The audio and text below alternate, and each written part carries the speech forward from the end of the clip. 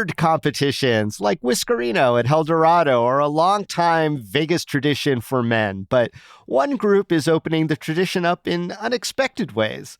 Later this month, the Sin City Beard Coalition will host natural, styled, and even creative artificial beards from anyone of any age at the Battle-Born Beard and Mustache Competition. Today on CityCast Las Vegas, we talk with that group's founders about how to grow an award-winning beard in the desert and what makes the world of competitive facial hair so special. It's Tuesday, March 7th. I'm David Figler, and here's what Las Vegas is talking about.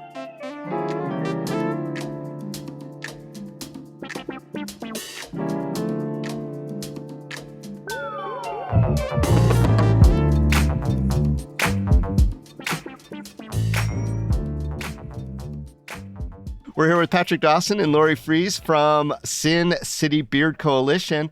Patrick and Lori, what role did beards have in bringing you two together? In 2019, the U.S. national competition was in Tinley Park, Illinois.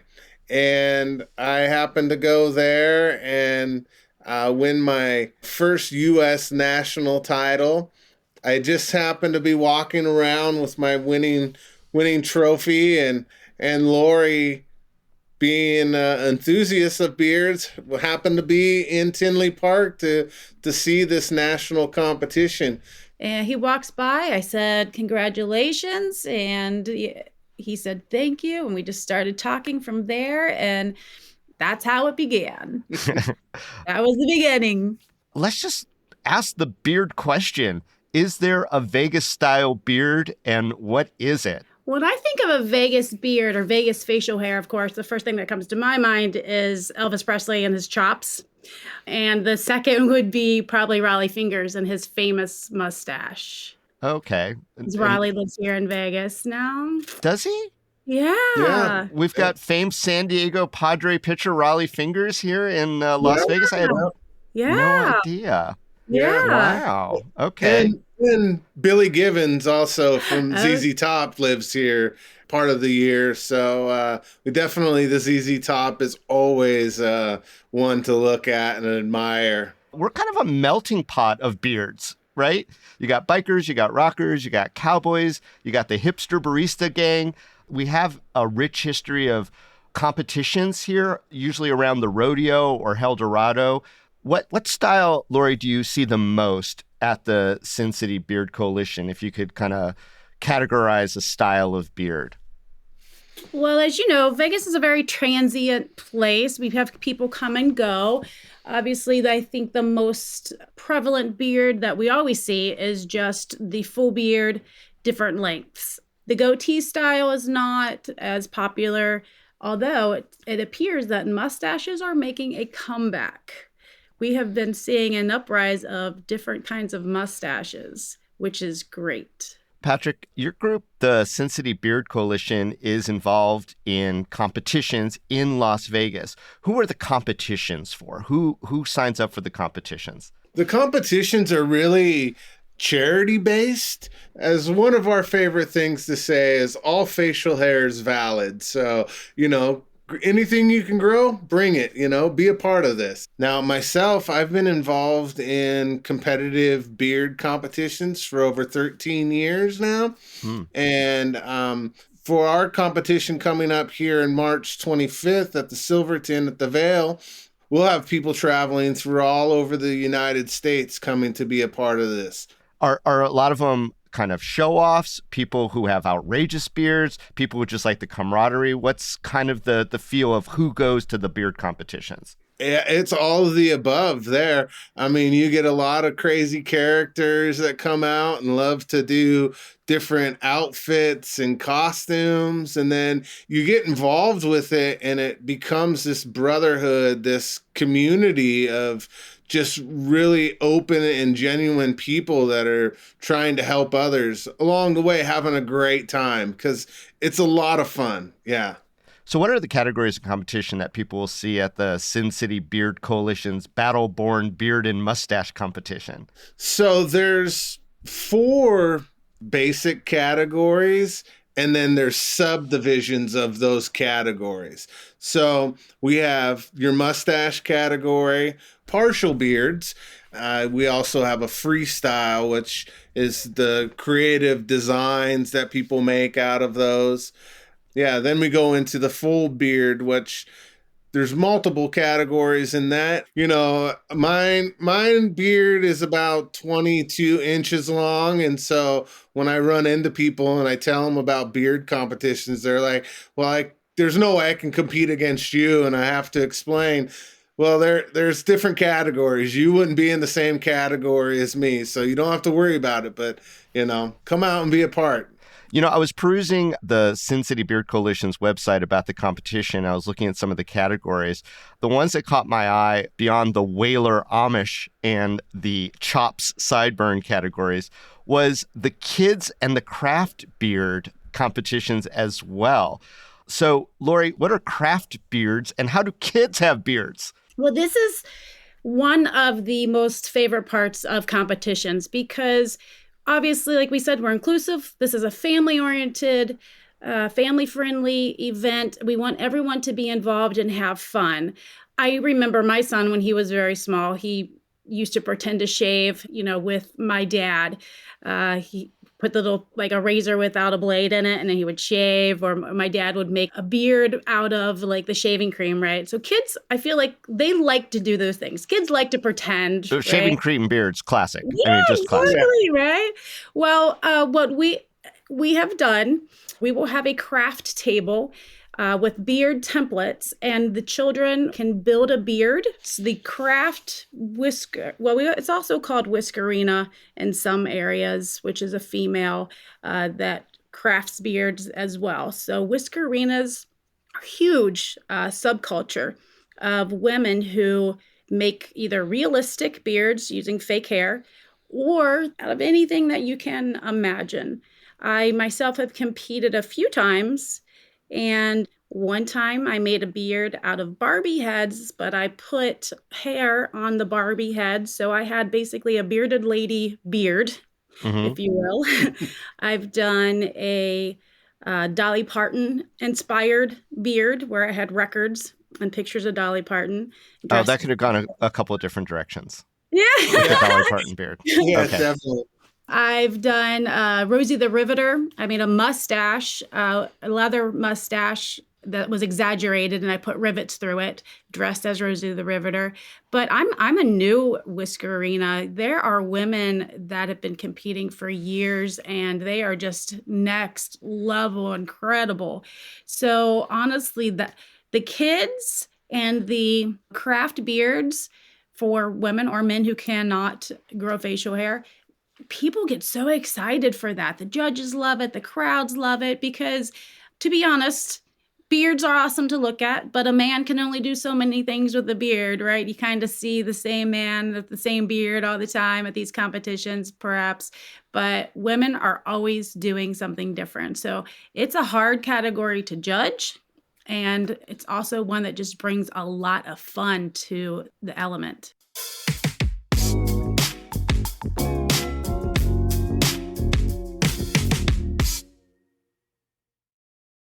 So what was it that initially, Lori, got you into the beards and the beard competitions?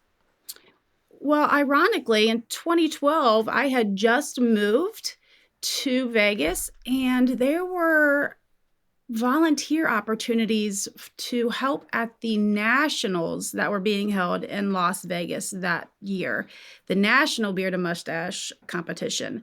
So I volunteered. And I kind of fell in love with it at that time because I was back in the green room watching these men primp and freak out about their hairsprays. And I just thought it was so fun watching these men. It was like a beauty pageant for men, and the camaraderie, and it's just a bunch of people who there's no animosity. They're just all there for one reason, and that's just to raise money and have a good time. And then I thought, I just love this subculture. Now, you said there's no animosity. Patrick, what are those competitions like? So the competitions are fun. There are some people that take it a little too seriously. But overall, there's no monetary prize money. We get trophies and bragging rights. So when it comes to that, you might be upset for a few minutes, but at the end of the day, you go, hey, we're here to do a good thing. We're helping others out. This is just a fun event, let's have fun. I'm glad to hear there's no, Tanya Harding characters running around with scissors kind of going after each other's chins. Right. There might be people telling you, oh, your category already went up when you're up in a little bit. There's a little playful stuff going on like that, but yeah, no one's cutting people's beards or nothing like that. So, well, if there was like a Rocky montage for training for the beard competition, what are the images? I mean, do we have a guy slapping his chin into a side of beef or something, or what are some of the montage images for training for the beard competition? I always like to tease and play fun, but one of my favorite things is I just tell guys, if you want to grow a great beard, just drink beer and sleep in. If you can do that, then you're Tanya Harding it. You're Tanya Harding it. So, but yeah, I know it's just, again, it's just being committed to it. I know a lot of guys start to grow a beard and they're like, oh, it itches. So, and it's not going the way that I wanted it to. So I just shave it off. When I first started growing my beard, it was just the chin and it had this crazy kick to the left. So it looked terrible if I just left it out. So I had to rubber band it for 2 years. Yeah. Nature versus nurture. Yeah. And then finally it was straight enough to where it looked decent, but for the first couple of years I was like, oh, this is horrible. So, well, it's pretty impressive. I mean, it's nice, shocking white. There's a little color around the mustache, and then it kind of goes down into a very long and very well contoured braid that goes so far down, it goes out of the range of the camera, and it kind of narrows a little bit further and further and further. Very impressive specimen. So, Patrick, I want to get into the maintenance of an award-winning beard. First off, is there anything unique to living in the desert that a beard grower needs to know about? Well, living here in the desert, it's so dry with no humidity. So what's really important is to keep moisture in the hair. So beard oil and beard balm, without a doubt, one of your most important aspects of growing a beard here in the Valley. And then how do you use that product? So my typical routine, I shampoo, condition maybe twice a week, but I use beard oil and beard balm every day. So to get out of the shower, I will brush through, make sure we don't have any knots in it, and then I will get a good dab of beard oil, rub that together, and rub that through the hair, work it all the way up into the scalp and into the follicles, and then using beard balm to follow that up. With the beard oil, it really just soaks into the hair. But with the beard balm, it's similar, but it's like a coat, and it just goes over the hair and really keeps that moisture inside the hair. Okay, so now you've got a good-looking, well-maintained beard. Lori, go down the list of danger foods. Foods that in a big, long beard are nothing but trouble. Well, Patrick is very deliberate when he eats. He takes very small bites. Mm-hmm. There's definitely things that he does not like to eat in public. He carries lots of napkins. Napkins are my best friend. Right. Lori, what are the things that he will not eat in public, or which you would cringe if you saw him eating in public? I would say a taco. A hard taco is hard for him. Yeah. Hard taco has a lot of things that fall off and can get into the beard. What else? Burritos, things of that nature are easier to eat than tacos. And okay. So we're always ordering burritos when we venture into Mexican cuisine. Yeah. I'm guessing soup might be a no-go. Soup is a tough one. Yeah. We definitely go with a teaspoon size, not a tablespoon. We've learned over the years, eating ice cream and things like that, as it gets to the mouth, I have to flip the spoon so it doesn't go in on my mustache. It Yeah. goes. Oh, dairy is a threat. Yeah. Yeah, that cream cheese bagel. Yeah, that's nothing but trouble. Oh, all the natural enemies of the beard. They're out there. Absolutely. Yeah. Like I said, napkins are, one bite, one wipe. Nice. Well, let me ask, guys, what are the things that you're most looking forward to at the Battleborn Mustache and Beard competition this year? I am looking forward to just raising that money. It's a feeling that is indescribable to be able to raise money for charities just based on facial hair. Yes, there is the parading of the beard, everyone coming up there and doing the actual competition. But we also have vendors, we have raffles, we have live auction and silent auction items. We have some entertainment and just a fun family friendly event. Yeah, the vendor sounds interesting to me too. It seems like that's a place where people can find products and equipment and things like that to do it. Patrick, what charities will this year's competition go towards? This year, we're working with the Pediatric Brain Tumor Foundation and the Ride for Kids.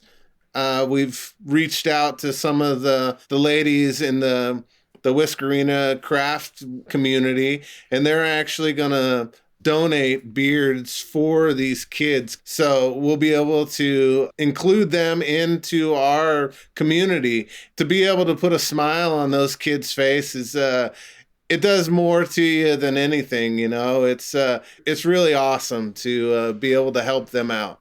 Awesome. I appreciate that. Well, looking forward to hearing about the beard competition, seeing pictures online. Those are always fun. And, bringing people together with beards. Lori and Patrick, thank you so much for joining us on CityCast Las Vegas today. Thank you so much. And thank you for having us on there.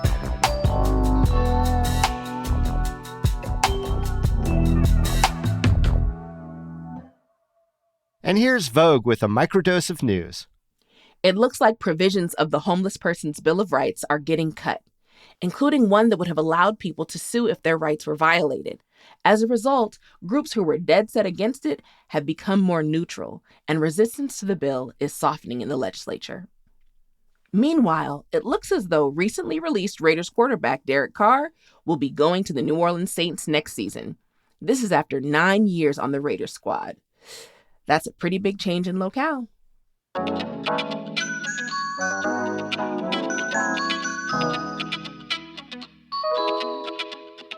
That's all for today here on CityCast Las Vegas.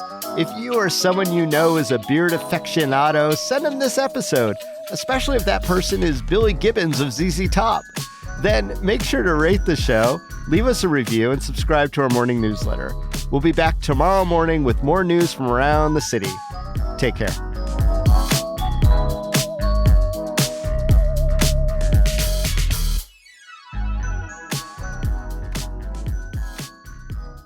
I had never trimmed my beard in over my years, and last November I actually cut 4 inches off. And Tom out at Rock House Barbershop, he was the one that got to do the cut. So I put faith and trust in Tom, and baby's first haircut, right? That big celebration. So that happens with the beard cut too, right? I had a little ghost beard missing. That was for sure. The phantom beard. The phantom beard, yeah. Yeah.